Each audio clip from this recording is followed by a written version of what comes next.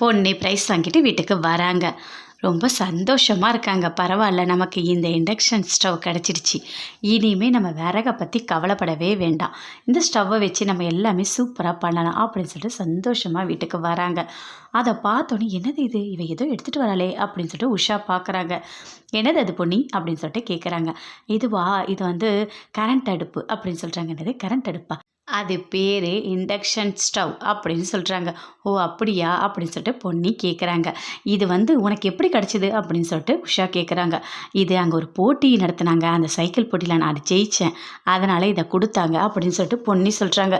இனிமேல் நான் இதிலையே சமைப்பேன் அப்படின்னு சொல்லிட்டு. ஐயோ, இவ விறகெல்லாம் அணைச்சா மறுபடியும் மறுபடியும் இவ ஏதாவது ஒன்று பண்ணிகிட்டே இருக்காளே, இவ ஜெயிச்சிட்டே இருக்காளே அப்படின்னு சொல்லிட்டு உஷா ஒரு பக்கம் யோசிச்சுட்ருக்காங்க. அதை வாங்கிட்டு வந்து ரொம்ப சந்தோஷமாக சமைச்சிட்ருக்காங்க. அப்போ சந்திரசேகர் வராரு. வந்தோடனே கேட்குறாரு, என்னதுமா இது அப்படின்னு சொல்லிட்டு. இதுவா, நான் போட்டியில் ஜெயிச்சு வாங்கினமாம்மா, இதில் சாப்பாடெலாம் செஞ்சுக்கலாம், அதனால தான் நான் வாங்கிட்டு வந்தேன் அப்படின்னு பொன்னி சொல்கிறாங்க. என்ன பொன்னி கலக்கிற நீ, ஏதாச்சும் ஒரு சர்ப்ரைஸ் டெய்லி பண்ணிகிட்டே இருக்க நீ அப்படின்னு சொல்லிட்டு சந்திரசேகர் சொல்கிறாரு.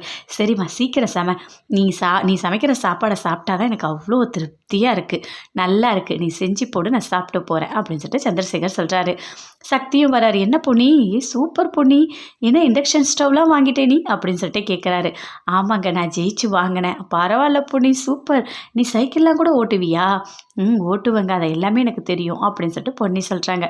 சரி சரி, ஓகே ஓகே, நல்லா இருக்குது, சூப்பராக இருக்குது ஸ்டவ். காலைல நான் பணம் தரேன்னு நீ வேணான்னு சொன்னேன், கடைசியில் பற்றியா ஸ்டவ்வே வாங்கிட்டு வந்துட்டேன்.